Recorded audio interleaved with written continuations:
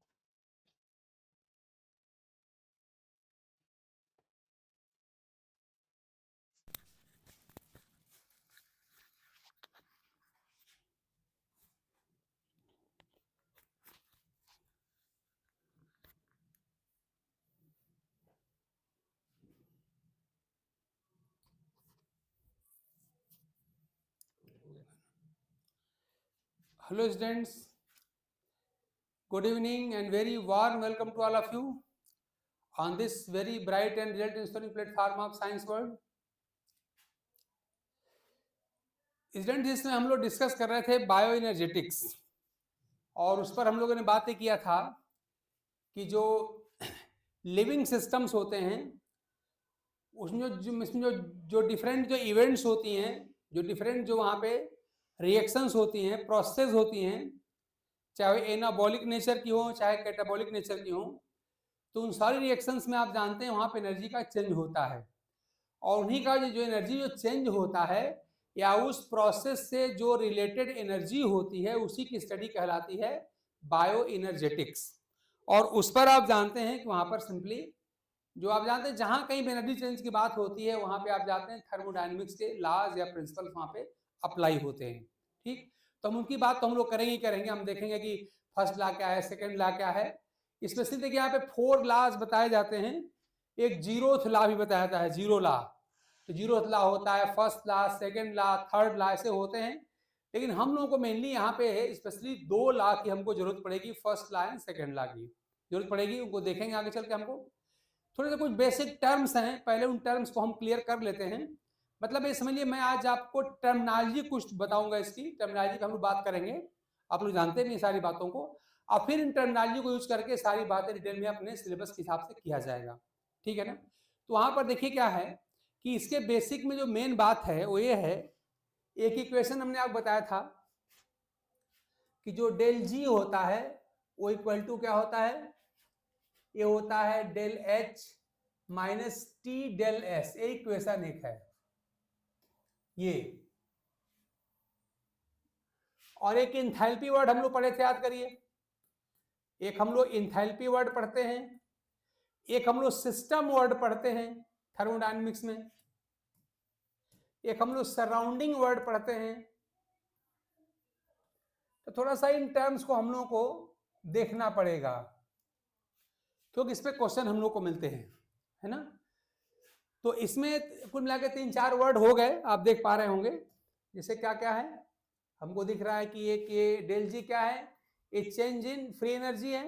इसको आप लोग गिब्स फ्री एनर्जी भी कहते हैं ना। तो जहां भी डेल्टा वर्ड लगा हो उसका मतलब चेंज होता है। और चेंज का मतलब हमने बताया था कि फाइनल, मान ली कोई अगर प्रोसेस अगर हो रही है तो जो प्रोडक्ट, जो फाइनल प्रोडक्ट हमको मिलेगा, तो फाइनल यानी प्रोडक्ट में से रिएक्टेंट हम घटाएंगे या फाइनल में से इनिशियल वैल्यू को हम घटाते हैं। इससे हमको डेल्टा की वैल्यू या डेल की वैल्यू मिलती है। तो कहीं भी कहीं पर डेल लगा इसका मतलब होता है चेंज। चेंज क्या होता है, final value minus initial value, यही होती है। इसको हम बताएं चेंज इन फ्री एनर्जी। तो चेंज इन फ्री एनर्जी, तो अगर मान ली चेंज वर्ड सब में कॉमन है, अगर हम छोड़ दें इसको तो भी हमको एक वर्ड मिल गया फ्री एनर्जी। हमको इसको देखना पड़ेगा, चेंज तो रहेगा ही रहेगा। चेंज मैंने बता दिया कि चेंज क्या होता है, final value minus initial value को हम चेंज कहते हैं। ऐसे ही आपका डेल एच, ये क्या है, चेंज इन इंथैल्पी है, ये चेंज इन इंथैल्पी।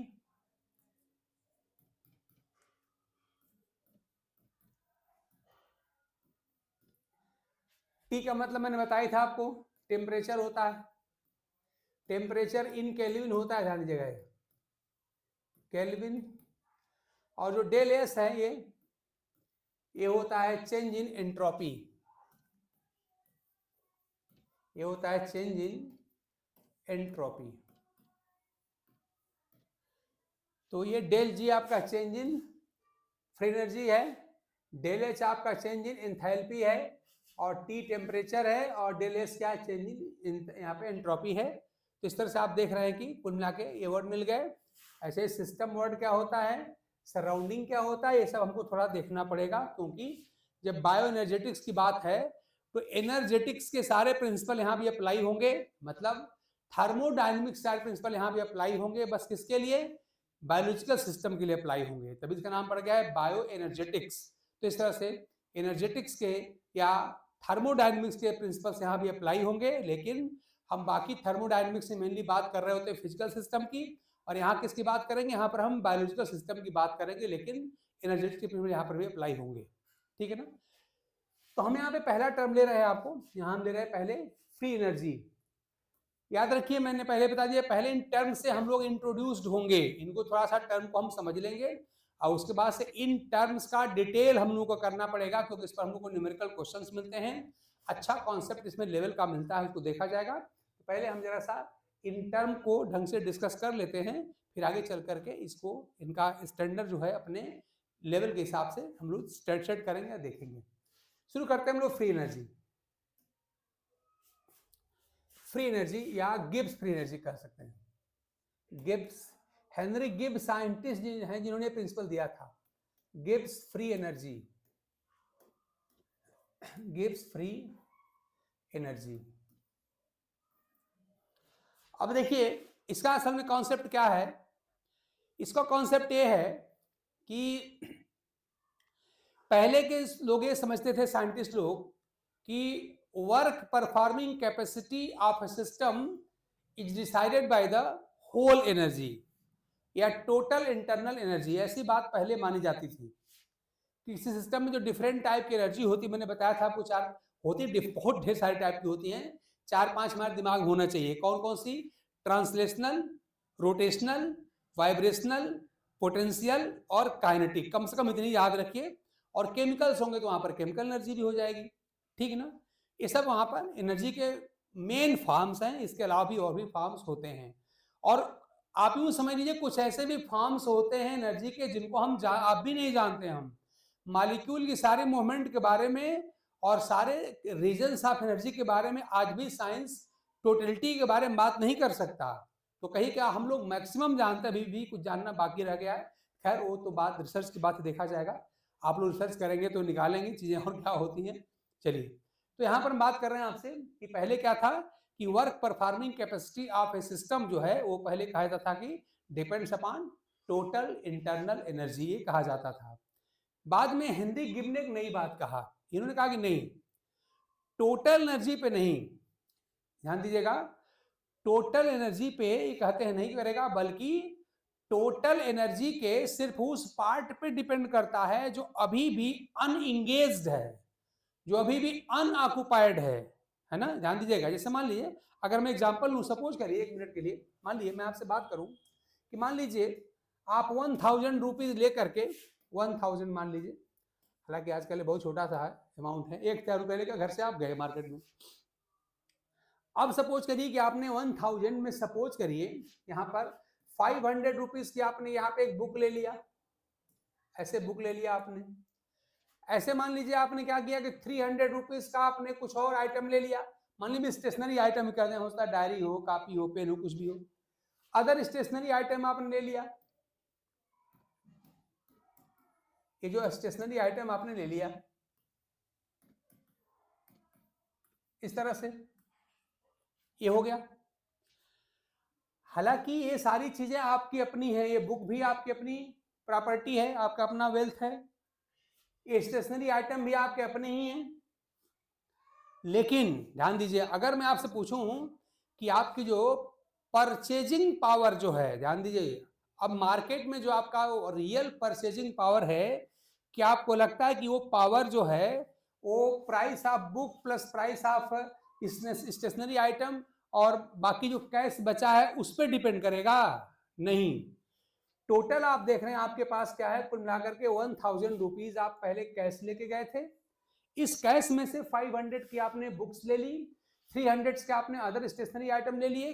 कैश के रूप में आपके पास कितना बचा आप देख पा रहे हैं, केवल कितना है आपके पास बचा है 1000 माइनस कितना 500 प्लस 300, यानी आपके पास कितना बचा है 200 बचा हुआ है, 200 रुपया खाली आपका बचा हुआ है। इसका मतलब अब उस मार्केट में प्रेजेंट कंडीशन में यानी कि 1000 रुपीज में से 500 रुपीज की बुक्स खरीदने, 300 के स्टेशनरी आइटम लेने के बाद जो आपकी प्रेजेंट जो है, जो करंट आपकी जो आइटम परचेजिंग कैपेसिटी है वो क्या करेगा, क्या आपके टोटल वर्थ पे डिपेंड करेगा? क्या 1000 रुपये पे डिपेंड करेगा?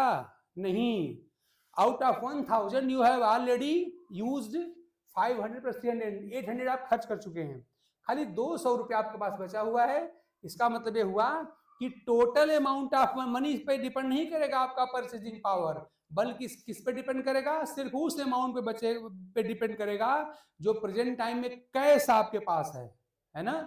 यानी कि योर करेंट परचेजिंग जो पावर है विल बी डिसाइडेड बाय क्या, that amount of total money which you are having in cash. Total जो अमाउंट है उसके सिर्फ उस पार्ट पे डिपेंड करेगा जो अभी आपके पास कैश में पड़ा हुआ है, यानी आपके पास 200 रुपया खाली है, ठीक है ना। तो मान लीजिए आप पर्सन नंबर 1 है, P1 है, ऐसे मान लीजिए कहा जाए कि P2 पर्सन है, कोई पर्सन P2 मान लीजिए है, और उस P2 मान लीजिए थोड़ा सा हमको चलो मान लो थोड़ा सा गरीब टाइप का आदमी होगा, सपोज करिए, मान लीजिए उसके पास खाली 500 रुपये, खाली 500 रुपये लेकर के मार्केट में गया था। उस 500 रुपये में से मान लीजिए उसने क्या किया कि हो सकता है इसी बुक का आपने वो बुक खरीद ली, उसने उसी की फोटोकॉपी ले लिया होगा, पीडीएफ डाउनलोड करवा लिया होगा। तो मान लीजिए उसने क्या किया, खाली 100 रुपीज लगाए उस बुक पर, उस बुक पर वो खाली 100 रुपया लगा रहा है। और इसी तरह से मान लीजिए कि जो स्टेशनरी आइटम जो आपने बताया आप यहाँ पर डायरी पे लिख रहे हैं, वो बेचारा क्या कर रहा है कि रफ टाइप का पेपर वाली कॉपी खरीद, सस्ता मतलब खरीद ले रहा है, मेरे कहने का मतलब है कोई सस्ता टाइप का आइटम खरीद ले रहा है। आप 50 रुपए की पेन खरीद रहे हैं, वो पे बेचारा खाली 5 रुपए पेन खरीद ले रहा है। मतलब आप जानते हैं स्टेशनरी आइटम, मान लीजिए आपके पास 1000 रुपया था तो आपने महंगे आइटम खरीदे होंगे, हो सकता है उसने सस्ता खरीद लिया उसका, आप जानते हैं सबके सस्ते विकल्प भी होते हैं, ऑप्शन होते हैं। तो मान लीजिए उसने क्या किया, सिर्फ 100 रुपया का ही उसने सारा, या 50 से मान लीजिए 50 रुपीज का मान लीजिए उसने क्या किया, अपना स्टेशनरी आइटम खरीद लिया। इस तरह से मान लीजिए उसने खाली बस 100 रुपीज में बुक ले लिया था, या मान लीजिए पीडीएफ उसका डाउनलोड करवा लिया होगा, और मानिए 50 रुपीज का वो उसने जो है वो स्टेशनरी का सस्ता कोई ऑप्शन को ले लिया होगा। अब प्रेजेंट टाइम में मान लीजिए आप पर्सन नंबर P1 हैं जो कि कंपैरेटिवली रिच दिख रहे हैं, 1000 रुपए लेके आप मार्केट में गए थे, लेकिन जो दूसरा पर्सन आप देख रहे हैं जो आपको कंपैरेटिवली पुअर दिख रहा है, मान लीजिए जो खाली बस ये पर्सन P2 मान लीजिए है, ये खाली बस 500 रुपए लेके मार्केट में गया हुआ था, ये कंपैरेटिवली पुअर है। लेकिन अब मार्केट में पूछा जाए कि P1 और P2 में से करंट टाइम में परचेजिंग पावर या गुड परचेजिंग पावर किसकी हाई है, तो जो कंपैरेटिवली रिच पर्सन है जो 1000 रुपीज आप देख रहे हैं लेके मार्केट गया था, प्रेजेंट टाइम में उनकी परचेजिंग पावर केवल 200 रुपए की है, क्योंकि आउट ऑफ 1000 इन्होंने 500 प्लस 300 800 खर्च कर दिया है, खाली 200 बचा हुआ है। लेकिन जो ये पर्सन P2 है जो खाली 500 लेके मार्केट में गया हुआ है, जो कंपैरेटिवली पुअर है, लेकिन आप देखेंगे उस पुअर पर्सन ने क्या किया है कि खाली 100 प्लस 50 यानी खाली 150 उसने खर्च किया है, और इसका बचा कितना पैसा है आप देख रहे हैं 500 माइनस 150 यानी 350 बचा है इसके पास। इसके पास जो कैश बचा हुआ है, कैश किसके पास, P2 के पास, वो कितना बचा हुआ है, तो आप देख रहे हैं कोई 500 लेके गया था और 150 खर्च कर दिया है, 350 इसके पास बचा हुआ है। इसका मतलब कि जो कंपैरेटिवली जो रिच पर्सन है जो 1000 रुपये लेके मार्केट में गया था, उसकी प्रेजेंट टाइम में जो परचेजिंग कैपेसिटी है वो केवल 200 रुपीज की है। लेकिन जो कंपैरेटिवली आप देख रहे हैं कि जो पुअर पर्सन है जो खाली 500 यानी पहले का आधा लेके गया था मार्केट में, लेकिन उसने खर्च कम किया है, उसका जो कंज्यूम्ड मनी है, जो यहाँ पर जो पैसा खर्च किया गया वो कम खर्चा किया, तो बचा पैसा इसका अधिक हो गया। अब देख रहे हैं 350 350 रुपया उसके बाद बचा हुआ है। इसका मतलब ये हुआ, अब हम सही से कह सकते हैं कि करंट टाइम में किसी भी पर्सन की जो परचेजिंग कैपेसिटी है वो क्या देख पा रहे हैं आप कि टोटल अमाउंट पे डिपेंड नहीं कर रहा है, 1000 और 500 पे डिपेंड नहीं कर रहा है, बल्कि सिर्फ उस अमाउंट पे डिपेंड कर रहा है जो आप देख रहे हैं उसके पास अभी भी कैश बचा हुआ है, यानी जो खर्च नहीं हुआ है, जो किसी काम में नहीं लगाया गया है, जो नगद बचा हुआ है, और वो देख रहे हैं कि इसके पास अधिक है, 350 है। ऐसे आप लोग और भी अपने समाज में एग्जाम्पल देखते होंगे। जैसे मान लीजिए आपने कहा कि 2 लोग हैं, 2 लोग एक ही पोस्ट पर हैं, बराबर सैलरी पा रहे हैं। मान लीजिए एक का परिवार बड़ा है, ज्यादा लोगों का खर्चा चलाना है, और एक का परिवार छोटा है, कम खर्च चलाना है, तो आप देखेंगे बराबर सैलरी पाने वाले 2 आदमी हैं, लेकिन एक का खर्चा अधिक है, उसका परिवार बड़ा है, ज्यादा लोग उस पर डिपेंडेंट हैं, और एक का परिवार अगर छोटा है, कम डिपेंडेंट है, तो आप देख पाएंगे कि जो छोटा परिवार वाला आदमी होगा वो क्या करेगा, दोनों की सैलरी बराबर है मैंने बताया आपको, लेकिन वो ज्यादा सामान खरीद पा रहा होगा, अच्छा घर बनवा ले रहा होगा, अच्छी गाड़ी से चलता होगा, उसके बच्चे अच्छे स्कूल में पढ़ते होंगे, तभी ने कहा गया छोटा परिवार सुखी परिवार, ऐसा कहा गया है, यही रीजन है। तो ऐसे ही हेनरी गिम ने क्या कहा कि किसी सिस्टम की जो वर्क परफॉर्मिंग कैपेसिटी है वो टोटल एनर्जी पे डिपेंड नहीं करती है, बल्कि टोटल एनर्जी के उस पार्ट पे केवल डिपेंड करती है जो अभी भी कंज्यूम नहीं हुई है, जो अभी भी कहीं खर्च नहीं हुई, जो बची हुई है, और वही जो टोटल एनर्जी का पार्ट जो भी बचा हुआ है, जो अनकंज्यूम्ड है, जो अनयूटिलाइज्ड है, जो अनएंगेज्ड है, उसी का नाम है फ्री एनर्जी। ठीक है ना। तो मैंने क्या कहा कि टोटल एनर्जी का वह पार्ट जो अभी भी क्या है, अनएंगेज्ड है, अनकंज्यूम्ड है, अनऑक्युपाइड है, यानी जो बचा हुआ कह लीजिए, वो वही हो जाएगा आपका फ्री एनर्जी हो जाएगा। और वास्तव में आप जानते हैं बात बिल्कुल सही है। जैसे मैंने आपको यहाँ एग्जाम्पल दिया, और भी एग्जाम्पल्स आप ले सकते हैं। मान लीजिए मैं आपसे कह दूं अगर कि यहाँ पर एक ट्रक है, एग्जाम्पल ले लीजिए, यहाँ पे ट्रक है, ट्रक मान लीजिए ट्रक जो है आपका है, ट्रक के जो मान लीजिए वेट कैरिंग कैपेसिटी मान लीजिए मैं कह दूं, मैं 100, यहाँ पे 100 क्विंटल कह दिया, 100 क्विंटल है। और एक यहाँ पर मान लीजिए छोटी कोई गाड़ी है, मान लीजिए स्मॉल वैन, कोई नाम ले लीजिए आप इसको, स्मॉल कोई वैन मान लीजिए, जिसकी मान लीजिए लोड कैरिंग कैपेसिटी मान लो खाली यहाँ पे 10 क्विंटल्स की है, इनकी 100 क्विंटल की है, इनकी 10 क्विंटल की है। अब मान लीजिए जो आपका ट्रक जो कि बहुत पावरफुल इंजन वाला है, जिसकी कैपेसिटी 100 क्विंटल की है, मान लीजिए इस पर पहले से ही मान लीजिए 98 क्विंटल यहाँ पे पहले से लगा हुआ है ना। और ये जो हमारा स्मॉल वैन है, इस पर मान लीजिए यहाँ पे खाली 5 क्विंटल पहले से लगा हुआ है। अब कोई पूछे बताइए कि इसमें से किस पर हम और वजन और भी जो सामान है लाद सकते हैं।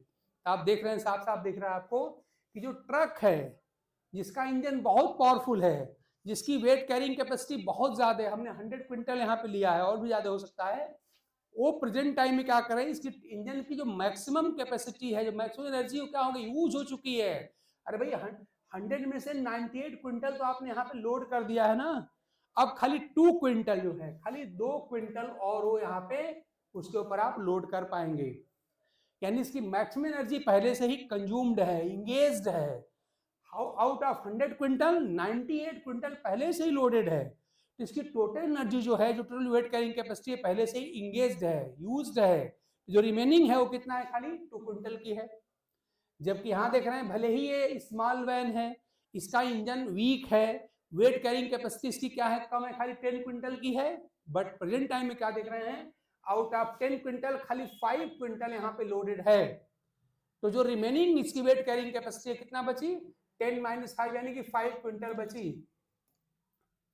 यहां भी आप देख पा रहे हैं कि जो यहाँ पे बहुत ही पावरफुल है, स्ट्रांग है, हाई वेट कैरिंग कैपेसिटी है, उसकी प्रेजेंट टाइम में वेट कैरिंग कैपेसिटी बहुत कम है, ओनली 2 क्विंटल्स है। जबकि यहाँ देख रहे हैं छोटी सी वैन है, उसका क्या है, हाई है, 5 क्विंटल की है। तो यहां से भी पता चल रहा है आपको कि वास्तव में टोटल एनर्जी होती है उससे डिसाइड नहीं होता कि प्रेजेंट टाइम में कौन ज्यादा वर्क कर पाएगा। यहाँ पे टोटल एनर्जी यहाँ ज्यादा है, ट्रक के पास है, इसके पास बहुत कम एनर्जी इसके इंजन के पास है, लेकिन प्रेजेंट में जो गिवन सर्कमस्टांसेस हैं उसमें आप देख रहे हैं इनके पास जो प्रेजेंट वेट कैरिंग कैपेसिटी है वो खाली 2 क्विंटल्स की है, और यहाँ पे कितने की, 5 क्विंटल्स की है। ठीक, इसी एग्जाम्पल को आप ले आइए अपने बायोलॉजिकल सिस्टम में, और ये बात आप खुद फील करते हैं, जानते हैं आप लोग। आप जानते हैं, मान लीजिए एक कोई बल्कि मोटा सा आदमी हो, ठीक है ना, मान लीजिए हम कह रहे हैं कोई फैट पर्सन है, बल्कि पर्सन है ये, और रियल में मान लीजिए इसके पास जो है मतलब कोई बीमारी से ग्रसित नहीं है, रियली खा पी के मोटा हुआ है। और एक मान लीजिए कोई स्लिम पर्सन है, स्लिम ट्रिम स्मार्ट पर्सन है, कोई स्लिम पर्सन है। मान लीजिए फैट पर्सन जो है मोटा आदमी है, लेकिन ध्यान लिए मैं एग्जांपल ये दे रहा हूं कि ये मोटा आदमी, इसमें कोई अलग से कोई बफनेस नहीं आई है, रियल में खा पी के मोटा हुआ है, ताकतवर है ये। मान लीजिए जो है 2 क्विंटल का है, 200 किलोग्राम इसका वजन है, होते ही ढेर सारे लोग इस वजन के। और ये मान लीजिए खाली बस 60 किलो का आदमी है, 60 केजी का है, और ये इसको मैं केजी में ही लिख दूं। मान लिया आपका ये 60 केजी का है और ये पूरे 200 किलोग्राम के हैं। मान लीजिए जो मोटे हैं ये 200 किलोग्राम के हैं, 200 केजी के हैं। और मैंने एग्जांपल दिया कि इनको कोई रोग नहीं है, एक ही खा पी के मोटे हुए हैं, ताकत इनके पास बहुत है। तो प्रेजेंट टाइम में आप अपने प्रैक्टिकल लाइफ में आप देखते होंगे कि इनके पास बहुत ताकत है, ये कंपैरेटिवली वीक हैं, है ना। अगर शायद ये मोटा आदमी इनको पकड़ ले तो अपना हाथ छुड़ा ना पाएंगे। लेकिन अब मैं जो एग्जांपल दे रहा हूं आपको, कहा जाए कि चलिए अब रोड पे दौड़ना है, रन करना है, तो रन करना है, तो क्या आपको लगता है कि जिनका वजन 200 किलोग्राम है वो बहुत तेज दौड़ पाएंगे? नहीं दौड़ पाएंगे।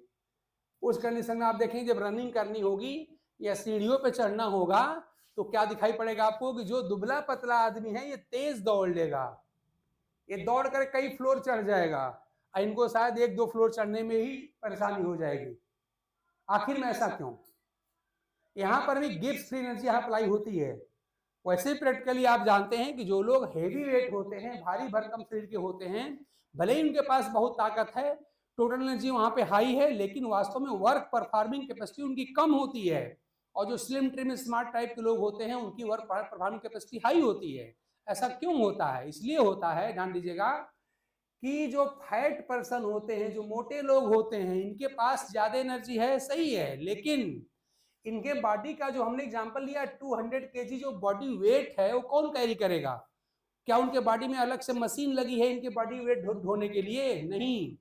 इनके बॉडी की जो मैक्सिमम एनर्जी होती है, ध्यान दीजिएगा, मैक्सिमम इंटरनल एनर्जी इनका बॉडी वेट ढोने में ही खर्च हो जाती है। यानी जिस समय सीढ़ियों पे चढ़ रहे होंगे या रोड पे चल रहे होंगे या दौड़ रहे होंगे, जो भी कर रहे हो, तो साथ में 200 किलोग्राम का वजन ढोने में इनकी मैक्सिमम एनर्जी कंज्यूम हो जा रही है। तो टोटल एनर्जी यहाँ हाई है, ध्यान दीजिएगा, लेकिन उस टोटल एनर्जी का मैक्सिमम पार्ट क्या हो जा रहा है? कंज्यूम हो जा रहा है, इंगेज हो गया है किस काम में? इनके बॉडी का वेट ढोने में। तो कोई अपनी बॉडी का वेट छोड़ के तो जाएगा नहीं, ढोना पड़ेगा ही।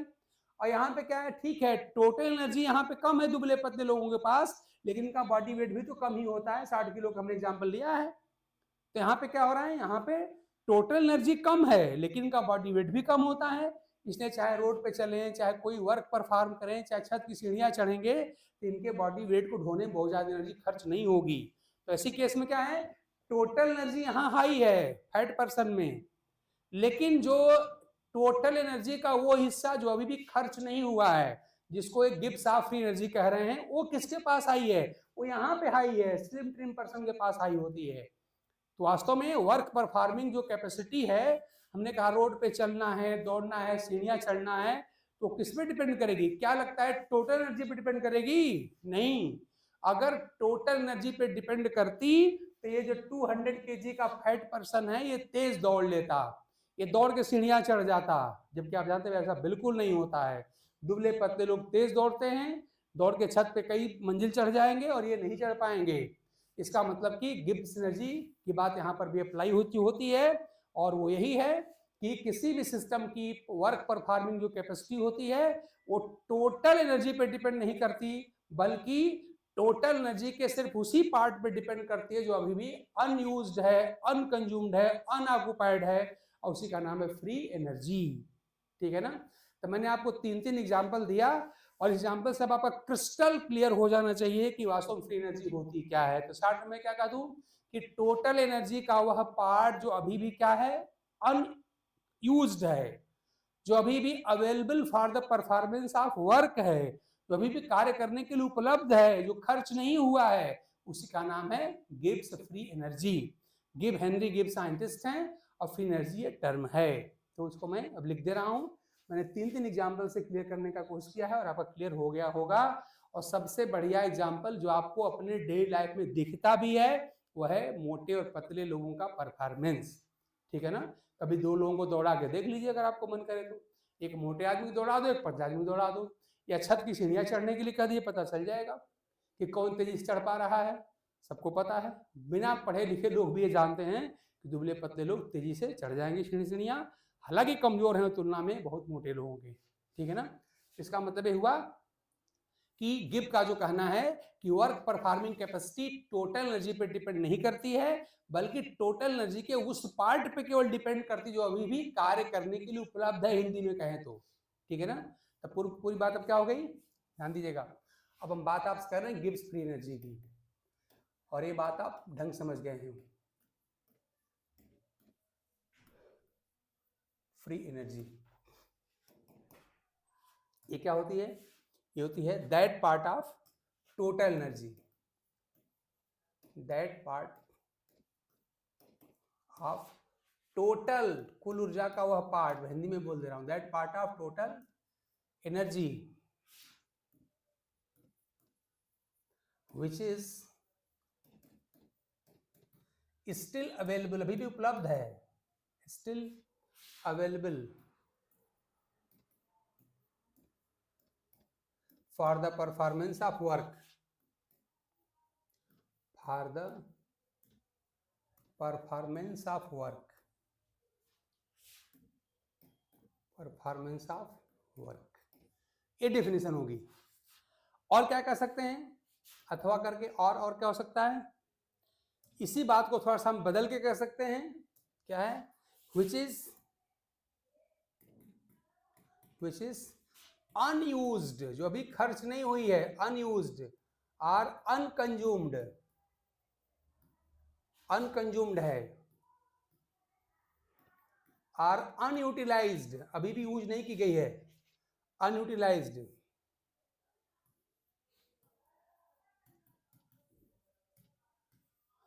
या इसी को अनएंगेज्ड भी कहते हैं, अनएंगेज्ड। तो अलग अलग जगह पे आपको अलग अलग टर्मिनोलॉजी मिलेगी, लेकिन सबका मतलब एक ही है। ठीक है ना? ये बात होती है। अब देखिए, ये तो डेफिनेशन सिंपल सी हो गई। इसका थोड़ा मैथमेटिकल एस्पेक्ट है जिस पर हमको थोड़ी बात करनी पड़ेगी। वो इसलिए कि कोई भी सिस्टम, चाहे आपका फिजिकल सिस्टम हो चाहे वो बायोलॉजिकल सिस्टम हो, उस सिस्टम का जो फिजिबिलिटी है, उस सिस्टम के होने की जो चांस है, वास्तव में डेल जी पे ही डिपेंड करता है। और ये हमको निकालने आना चाहिए, मैथमेटिकली भी और थ्योरेटिकली भी। तो एक बात आप याद रखिएगा कि अगर ये बात जरा सा अभी इंपॉर्टेंट मान के समझेंगे इसको, कि फॉर द फिजिबिलिटी, ये बात आप याद रखेंगे, फिजिबिलिटी ऑफ एनी प्रोसेस, ध्यान दीजिएगा, कोई भी प्रोसेस हो रही हो, प्रोसेस जो डेल जी की वैल्यू है वो नेगेटिव होनी चाहिए। द वैल्यू ऑफ डेल जी क्या होना चाहिए? शुड बी नेगेटिव, ये नेगेटिव होनी चाहिए, शुड बी नेगेटिव। इसी पर थोड़ा सा मैथमेटिकल एस्पेक्ट है जो इक्वेशन में डाल के अभी हम चेक करेंगे, अभी देखेंगे हम कि किस कंडीशन में इसकी वैल्यू नेगेटिव होगी। ये बात तो आपको याद कर लेना चाहिए पहले, तो ये फैक्ट है, आप याद कर लीजिए। इस फैक्ट का जो मैथमेटिकल पार्ट है उस पर हमको बात करना पड़ेगा इस इक्वेशन डाल करके, कि किस कंडीशन में, इक्वेशन कौन सा है? वही डेल जी इक्वल टू क्या होता है? डेल एच प्लस ऐसा del H minus T del S, यही है ना? तो जो डेल एस की वैल्यू है वास्तव में उससे डेल जी की वैल्यू अफेक्टेड होती है। तो उसको थोड़ा सा मैथमेटिकली भी हम चेक करेंगे हम लोग, तो थोड़ा सा वहाँ पर आपको अलग से मेंटल एक्सरसाइज करनी पड़ेगी, किया जाएगा, करना ही पड़ेगा। थोड़ा सा इसका ये वाला पार्ट आप याद रखिए कि किसी भी प्रोसेस की, चाहे वो फिजिकल प्रोसेस हो, चाहे वो केमिकल प्रोसेस हो, चाहे बायोलॉजिकल प्रोसेस हो, हम लोग मेनली कंसर्न है बायोलॉजिकल प्रोसेस से, सॉरी। और बायोलॉजिकल क्या, आप इनफैक्ट जानते हैं कि अपने बायोलॉजिकल प्रोसेस में क्या है, बायोलॉजी का आप जानते हैं जो लिविंग का वास्तव में बेसिस क्या है? केमिकल प्रोसेस ही तो है, याद करिए। अगर केमिकल प्रोसेस हमारी बॉडी में ना हो तो क्या आपको लगता है कि कोई हमारे लाइफ सिग्नल दिखाई पड़ेंगे, कोई लाइफ साइन नहीं होंगे ना? वास्तव में केमिकल प्रोसेस ही है जो हम बायोलॉजी में डाल के स्टडी कर लेते हैं, तो बायोलॉजिकल कहलाने लग जाती है। चलिए, तो आप याद रखिएगा कि अगर कोई प्रोसेस अगर फिजिबल है, फिजिबिलिटी मतलब उसके होने की चांस, ये प्रोसेस होगा कि नहीं होगा वो किस पे डिपेंड करेगा, तो उसके लिए क्या होना चाहिए, जो डेल जी की वैल्यू है क्या होना चाहिए, नेगेटिव, ये नेगेटिव होना चाहिए। ये बात आप याद रखिए, ठीक है ना। ऐसे ही मान लीजिए कि पॉजिटिव जो डेल जी वैल्यू होती है वो प्रोसेस को क्या बताती है, नॉन फिजिबल बताती है, बनाती है। यानी कि जो पॉजिटिव वैल्यू जो होती है, पॉजिटिव वैल्यू ऑफ जो डेल जी होती है, value of del G makes the process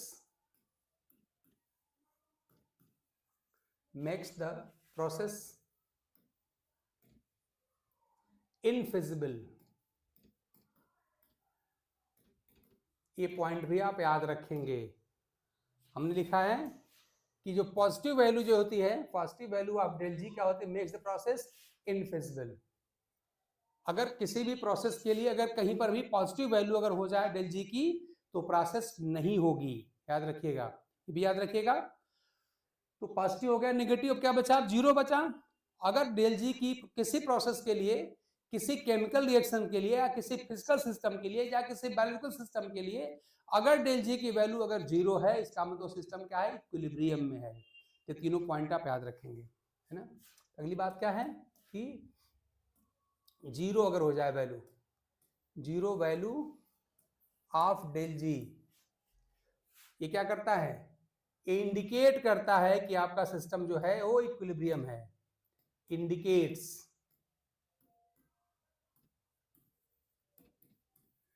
ये बताता है कि आपका सिस्टम चाहे जो भी हो वो कैसा है, इक्विलिब्रियम है।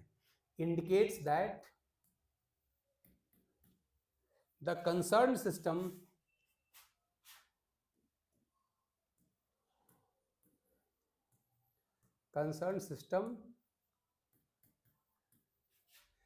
is in equilibrium।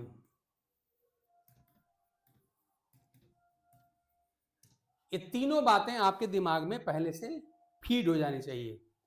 अगर कोई सिस्टम अगर अलाउड है, पॉसिबल है, फिजिबल है, तो डेल जी की वैल्यू नेगेटिव होनी चाहिए, ठीक। अब डेल जी की वैल्यू आप जानते हैं कि अभी अभी क्वेश्चन लिख के दिखाया था हमने आपको, उन बातों पर डिपेंड करनी है। स्पेशली एस की वैल्यू को हमको देखना पड़ेगा कि एस की वैल्यू क्या करे। एस की वैल्यू डेल जी को नेगेटिव बनाने के लिए एस की वैल्यू बढ़नी चाहिए कि घटनी चाहिए, ये आपको पता करना पड़ेगा। उसी मैथमेटिकल इक्वेशन में डाल के सब चेक किया जाएगा, अभी देखेंगे उसको, वो जरूरी है अपने लिए, वहीं से क्वेश्चन मिलेगा हमको। ये तीन पॉइंट तो आप याद ही रख लीजिए। किसी भी सिस्टम को, चाहे आपका बायोलॉजिकल हो, चाहे फिजिकल हो, चाहे केमिकल हो, कैसा भी सिस्टम हो, अगर उसको फिजिबल होना है, अगर उसको होना है, तो वहां पर डेल जी की वैल्यू नेगेटिव होनी चाहिए। अगर डेल जी की वैल्यू किसी सिस्टम के लिए पॉसिबल है तो सिस्टम आपका फिजिबल नहीं होगा, होगा नहीं। और अगर कहीं पर डेल जी की वैल्यू अगर जीरो आती है, इसका मतलब होता है सिस्टम आपका क्या है, इक्विलिब्रियम में है। मतलब क्या है, वो प्रोसेस आपकी रिवर्सिबल है, वो फॉरवर्ड डायरेक्शन में भी जा रही है, बैकवर्ड में भी जा रही है, और जिस रेट से फॉरवर्ड डायरेक्शन में जा रही है उसी रेट से बैकवर्ड डायरेक्शन में भी चल रही है। इसी को हम कहते हैं रिवर्सिबल प्रोसेस। और इक्विलिब्रियम का मतलब है कि rate of forward process has exactly become equal to that of backward process, इसी को हम कहते हैं इक्विलिब्रियम, ठीक। ये बात हो गई। अब मैं थोड़ा सा, हम कोई टेस्ट वेस्ट नहीं कर रहे हैं भाई, आपसे हम खाली पूछ रहे हैं कि डेल जी की वैल्यू नेगेटिव किस कंडीशन में होगी, या पॉजिटिव किस कंडीशन में होगी, या जीरो किस कंडीशन में होगी, ठीक है ना। थोड़ी सी मैथ अप्लाई करनी पड़ेगी और अप्लाई आप करिए। हमारे पास क्या इक्वेशन है कि डेल जी इक्वल टू क्या होता है, del H minus T del S, यही आपका इक्वेशन होता है, ठीक है ना। अब देखिए थोड़ा सा मैं आपको एक बात बता दूं, जो एच हमने थोड़ा बताया था आपको कि जो net change in internal energy होती है किसी प्रोसेस के दौरान, जो net change in internal energy होती है उसी को इंथैल्पी कहा जाता है, ठीक है। इस पर मैं बात आपसे कर चुका हूं। एस का मतलब होता है, ध्यान दीजिएगा, एस को हम एंट्रोपी कहते हैं ना, तो जो एंट्रोपी है, मैं थोड़ा बता के तब आपसे इस पर बात करूं। एस क्या है? S stands for entropy. और एंट्रोपी इनफैक्ट है क्या? ये होती है measure of randomness. Measure of क्या है? डिसऑर्डर है, ये डिसऑर्डर है या रैंडमनेस है। डिसऑर्डर या रैंडमनेस है, कितना उसमें उथल पुथल है, कितना उसमें डिस्टरबेंस है, या इसको आप डिस्टरबेंस भी कह सकते हैं, डिसऑर्डर, रैंडमनेस या डिस्टरबेंस भी आप कह सकते हैं। ये है। तो किसी सिस्टम में अगर बहुत ज्यादा, अगर आपका ऑर्डर्ड सिस्टम अगर होगा, अगर ऑर्डर्ड होगा मतलब एक सर्टेन सीक्वेंस में सब कुछ वहां पे अरेंज्ड होगा, वहां पे मिसमैनेजमेंट नहीं है, वेरी गुड मैनेजमेंट है, वेरी गुड प्लेसमेंट है, वेरी गुड वहां पे ऑर्डर है, ऑर्डर ऑफ हाई रैंक है, बड़ी अच्छी, हिंदी में कहते बड़ी अच्छी व्यवस्था अगर वहां पर है, तो उस कंडीशन में क्या होगा? एंट्रोपी क्या होगी? वहां पे आपकी कम होगी। क्योंकि तो यस किसका मेजरमेंट है? ध्यान दीजिए, साफ साफ लिखा है, यस किसका मेजरमेंट है? ये है मेजरमेंट या डिग्री ऑफ क्या है? डिसऑर्डर या रैंडमनेस या डिस्टरबेंस, इसका मेजरमेंट है। यानी जो डिसऑर्डर है, यहां पर मिसमैनेजमेंट है, रैंडमनेस है ना, उसी का मेजरमेंट है यस। यानी जहां पे रैंडमनेस, जहां पे डिसऑर्डर, जहां पे मिसमैनेजमेंट कह लीजिए, जहां पे उथल पुथल कह लीजिए हिंदी सामान्य भाषा में, अधिक होगी, वहां पर एस का मान भी हाई होगा। और जहां पे रैंडमनेस या डिसऑर्डर या हिंदी में कहें अव्यवस्था, तो जहां पे अव्यवस्था अगर कम होगी तो वहां पर एस की वैल्यू भी कम होगी, और जहां पे अव्यवस्था अधिक होगी वहां पे एस की वैल्यू भी अधिक होगी।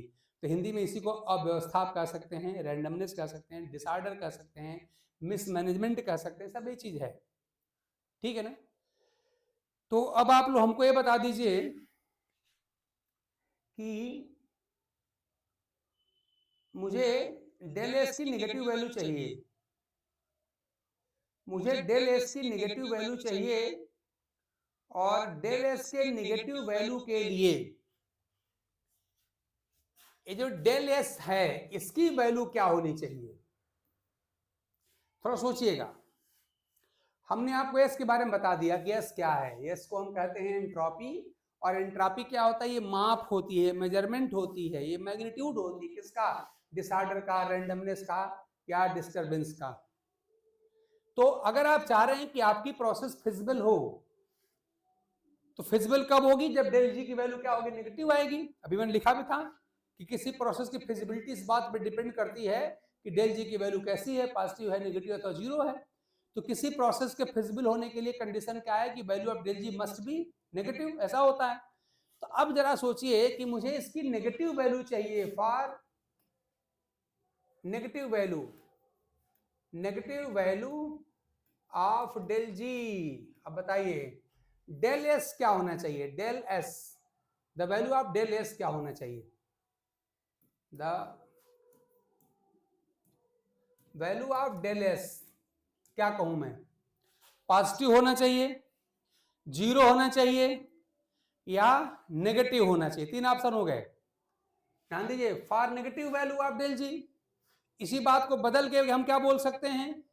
For a process to be feasible, किसी प्रोसेस को होने के लिए the value of del S should be. Option आपके बन गए। पहला ऑप्शन क्या कर दिया जाए? पॉजिटिव कह दिया जाए, दूसरा ऑप्शन कह दिया जाए नेगेटिव, एंड थर्ड ऑप्शन को जीरो कह दिया जाए, फोर्थ में कुछ और लिख दिया जाए। अब मेरी बात जरा समझिए, थोड़ी सी मैथ लगानी पड़ेगी आपको भाई। पॉजिटिव कहने का मतलब है कि डेल एस की, एस की वैल्यू क्या होगी? बढ़ेगी। अगर एस की वैल्यू बढ़ेगी तो कहेंगे डेल एस क्या होगा? पॉजिटिव होगा। ये बात आप समझ में, आप बात सब बता चुका हूं। जब भी डेल एस निकालना हो, कैसे निकालते हैं? कहीं पर भी डेल एस यानी चेंज की वैल्यू निकालनी होगी तो हमेशा क्या करते हैं? फाइनल वैल्यू में से इनिशियल वैल्यू घटाते हैं। ठीक, तो अगर कोई चीज अगर बढ़ रही होगी, कोई क्वांटिटी ही मान लीजिए, अगर वो बढ़ रही होगी यानी कि फाइनल वैल्यू उसकी अधिक हो जाएगी। तो जब कोई चीज बढ़ेगी तो फाइनल वैल्यू हाई होगी, तो final value high, initial value low, ऐसा अगर रहेगा तभी तो फाइनल माइनस इनिशियल आपका पॉजिटिव होगा। तो किसी भी एंटिटी को, किसी भी क्वांटिटी को, किसी भी चीज को कह रहे हैं कि इसकी वैल्यू पॉजिटिव है, मतलब उसका चेंज पॉजिटिव है, तो चेंज पॉजिटिव होने का मतलब क्या होता है कि उसकी वैल्यू बढ़ रही है। ठीक है ना। चलिए मैं लिख भी दे रहा हूं, अगर मैं इसको लिख भी दूं डायरेक्टली कि डेल पॉजिटिव, डेल अगर पॉजिटिव है इसका मतलब क्या है, value is increasing, value is increasing. और आप खुद सोच लीजिए ना कि डेल पॉजिटिव कैसे होगा, इंक्रीज करेगा तो फाइनल वैल्यू अधिक हो जाएगा, इनिशियल वैल्यू कम रहेगा। और डेल कहां से मिलता है, फाइनल माइनस इनिशियल से मिलता है। इनमें चलो मैं लिख भी दे रहा हूं, सब मैं हर बात लिख दे रहा हूं ताकि आप ये ना कहें कि ये बात नहीं लिख दिया गया है। हम जानते हैं डेल कैसे मिलता है, तो डेल इक्वल टू क्या होता है, final minus initial, final value minus initial value. इससे डेल असल में चेंज है ना, डेल इनफैक्ट क्या है, चेंज बताता है, ये चेंज बताता है यहाँ पर। तो final value minus initial value ये आपका होता है। तो पॉजिटिव चेंज का मतलब क्या हुआ, वैल्यू क्या हो रही है, वैल्यू इज क्या है, इंक्रीजिंग, बढ़ रही है। और इंक्रीजिंग एंटिटी में चेंज जो होता है डेल हमेशा पॉजिटिव क्यों आता है, तो अगर वैल्यू इंक्रीज करेगी तो फाइनल वैल्यू बढ़ के अधिक हो जाएगी तुलना में किसके, इनिशियल वैल्यू के। और डेल क्या होता है, हमेशा फाइनल माइनस इनिशियल होता है। तो इसका मतलब क्या हुआ, अगर कहीं पर भी अगर आपको लगता है कोई एंटिटी का जो चेंज है, change in entity, change in quantity अगर पॉजिटिव है, उसकी वैल्यू पॉजिटिव है, इसका मतलब उसकी वैल्यू क्या हो रही है, ड्यूरिंग द प्रोसेस वो क्या हो रही है, बढ़ रही है। तो किसी प्रोसेस के दौरान किसी भी क्वांटिटी, किसी भी एंटिटी की वैल्यू अगर उसके चेंज अगर वैल्यू अगर पॉजिटिव आती है, इसका मतलब उसका अमाउंट क्या हो रहा है, बढ़ रहा है, उसका जो मैग्नीट्यूड क्या है, बढ़ रहा है। ठीक है ना। तो पॉजिटिव मतलब होता है बढ़ना। कैसे हुआ मैंने बता दिया आपको। इस तरह से अगर डेल मान लीजिए आपका नेगेटिव है, तो इसका मतलब क्या हो जाएगा कि जो एंटिटी है, जो क्वांटिटी क्या है, उसकी वैल्यू क्या हो रही है, घट रही है ना। यानी जो द वैल्यू ऑफ कोई भी एंटिटी हो, कोई भी क्वांटिटी हो, the value of concerned quantity, concern जो क्वांटिटी एंटिटी कुछ भी ले लीजिए, क्वांटिटी इज क्या है, डिक्रीजिंग। ध्यान दीजिए, नेगेटिव का मतलब डिक्रीजिंग, इज डिक्रीजिंग। कैसे होगा, वेरीफाई करिए कि अगर घट रहा होगा तो उसकी वैल्यू, तो डेल जो क्या होगा, नेगेटिव कैसे आएगा। तो अगर कोई क्वांटिटी, कोई एंटिटी अगर घट रही है, तो अगर घट रही है तो फाइनल वैल्यू क्या हो जाएगी, घट के कम हो जाएगी। यही ना, देखिए फाइनल वैल्यू क्या हो जाएगी, घट के कम हो जाएगी। किससे, इनिशियल वैल्यू से। तो अगर कोई चीज, अगर कोई एंटिटी, कोई क्वांटिटी अगर घट रही है, तो इसका मतलब कि घट के फाइनल वैल्यू क्या हो जाए, कम हो जाएगी। तो फाइनल वैल्यू हो जाए कम और इनिशियल वैल्यू रहे ज्यादा, तो डेल तो हमेशा फाइनल माइनस इनिशियल से मिलता है। यानी कम में से ज्यादा घटाएंगे, तो कम में से ज्यादा को अगर हम सब्ट्रैक्ट करें, घटाएंगे, तो ये प्राइमरी का बच्चा भी जानता है कि एंटिटी क्या होगी, नेगेटिव आएगी। तो अगर कोई भी चीज, अगर मान लीजिए कोई भी क्वांटिटी है, कोई भी एंटिटी है, अगर उसकी वैल्यू ड्यूरिंग द प्रोसेस अगर डिक्रीज कर रही है, घट रही है, इसका डेल की वैल्यू क्या आएगी, नेगेटिव आएगी। और ये बात ऐसे आप जस्टिफाई करना सीखिए, जानिए सब। ठीक है ना। तो अभी मैथ लगाया जाएगा इसमें, वही कौन सा equation, del G equal to del H minus T del S. वहां पे हमको डेल एस की वैल्यू देखनी है, और डेल एस नहीं देखना है, एस खाली देखना है। कि बताइए किसी प्रोसेस को फिजिबल बनाने के लिए एस की वैल्यू बढ़नी चाहिए कि घटनी चाहिए। डेल नहीं, डेल कौन बताएगा, डेल तो आप खुद चेक करिए डेल क्या होगा। तो आपको बताना पड़ेगा इसकी वैल्यू डिक्रीज करेगी कि इंक्रीज करेगी। और आपके पास पैरामीटर क्या है कि किसी प्रोसेस को फिजिबल होने के डेल जी की वैल्यू क्या होनी चाहिए, नेगेटिव होनी चाहिए। तो उस इक्वेशन में जाके आपको पता करना पड़ेगा कि what should be the value of S to make the process feasible. किसी प्रोसेस को फिजिबल बनाने के लिए एस की वैल्यू क्या होना चाहिए, ऑप्शन लिखा रहेगा, इंक्रीज करना चाहिए, डिक्रीज करना चाहिए, अनचेंज्ड होना चाहिए, अनरिलेटेड है, ऐसे 4-5 ऑप्शन बना दिए जाएंगे, आप जानते हैं। और आपको बताना पड़ेगा क्या होना चाहिए। ठीक है ना, देखा जाएगा। तो पहले थ्योरी सारी बात हो जाए। और जीरो का मतलब आप जानते ही हैं, अगर डेल जी की वैल्यू 0, मतलब final value minus initial value 0 कब आएगी?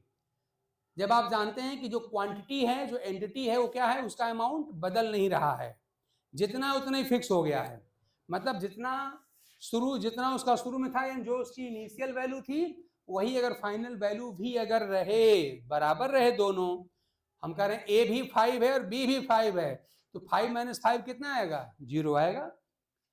या मान लो इनिशियल वैल्यू उसकी 100 यूनिट है, फाइनल वैल्यू भी 100 यूनिट है। ऐसा कब होगा? जब चेंज ना हो रहा हो। जब चेंज नहीं होगा, दोनों वैल्यू इक्वल यूनिट्स पे होंगी, तो चेंज कितना हो जाएगा? फाइनल माइनस इनिशियल, यानी दोनों वैल्यू बराबर बराबर अगर है, चेंज हो ही नहीं रहा है, तो उसकी वैल्यू आ जाएगी 0। ठीक है ना? तो ये थ्योरी है, ये कॉन्सेप्ट है। अब इसी कॉन्सेप्ट को लेकर के आपको अपनी इस इक्वेशन पे लगाना पड़ेगा मैथ, और वो आपका इक्वेशन क्या है आप जानते ही हैं क्या है, मैंने पहले भी लिखा था, वो ये है। गिब्स इक्वेशन क्या है? ये है del G equal to del H minus T del S. और इसमें मेनली आपको डेल एस के बारे में बात करनी है, या खाली एस के बारे में बात करनी है। किसी प्रोसेस को फिजिबल बनाने के लिए एस की value during the process increase करना है कि डिक्रीज करना है कि अनचेंज रखना है, या किसी प्रोसेस को इक्विलिब्रियम रखने के लिए एस की वैल्यू को क्या करना है, और किसी भी प्रोसेस को इनफिजिबल बनाने के लिए एस की वैल्यू क्या होना चाहिए ड्यूरिंग प्रोसेस, बढ़ना चाहिए, घटना चाहिए, या अनचेंज रखना चाहिए। अब इस पर थोड़ा सा मैथमेटिकली हमको सोचना पड़ेगा, लेकिन ये काम हम करेंगे अगले लेक्चर में। कारण क्या है आप लोगों को मैं बता दूं कि मेरी तबीयत भाई थोड़ी ठीक नहीं चल रही थी, इसमें अब ठीक हूँ मैं। अब ठीक हूँ, थोड़ा सा जानते हैं कि फीवर वगैरह आ जाता है अगर 2-4 दिन, तो थोड़ा उसके आफ्टर मैथ्स रहते हैं, तो वही थोड़ा सा हमको परेशान कर रहा है। जो कई क्लासेस पढ़ानी होती हैं, मैं कई क्लास पढ़ा चुका हूँ, तब आपके क्लास का नंबर आया है इनफैक्ट, तो इसलिए थोड़ा सा मैं टायर्ड फील कर रहा हूँ। तो इसलिए इस पर हमको डिस्कस करना पड़ेगा, इस पर हमको अच्छा क्वेश्चन मिलता है, तो इसलिए मैं उसको कैजुअली डील नहीं करना चाहता। मैं चाहता हूँ कि आप इस को जब डील करें तो बिल्कुल इसको अपने CSIR और भी JRF और SSIR के लेवल से डील किया जाए। तो इसलिए हमने सारी थ्योरी आज आपको बता दिया है, ढंग से आप सोचिएगा, समझिएगा सारी बातों को। और थोड़ा सा अगर हो सके तो आप खुद सोचिएगा कि डेल जी की वैल्यू नेगेटिव कब आएगी, जब एस की वैल्यू बढ़ेगी तब, या एस की वैल्यू घटेगी तब, या एस की वैल्यू अनचेंज रहेगी तब।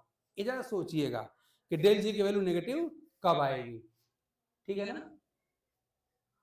ऐसे ही डेल जी की वैल्यू पॉजिटिव कब आएगी, डेल जी की वैल्यू 0 कब आएगी, ये सब थोड़ा सोच के रखिएगा। तो अगले क्लास में हम ढंग से इसको डिस्कस कर देंगे, इसके मैथमेटिकल एस्पेक्ट को। ठीक, तो चलिए आज की क्लास यहीं रोकते हैं। Thanks to all of you. अच्छा, एक बात और सुनिए, ऐसा आप लोग जो लोग जुड़े हैं कि इसी कंटिन्यूएशन में without making any break Ashok ji continue करें क्लास, तो आप लोग कहीं जाइएगा नहीं, ठीक है ना?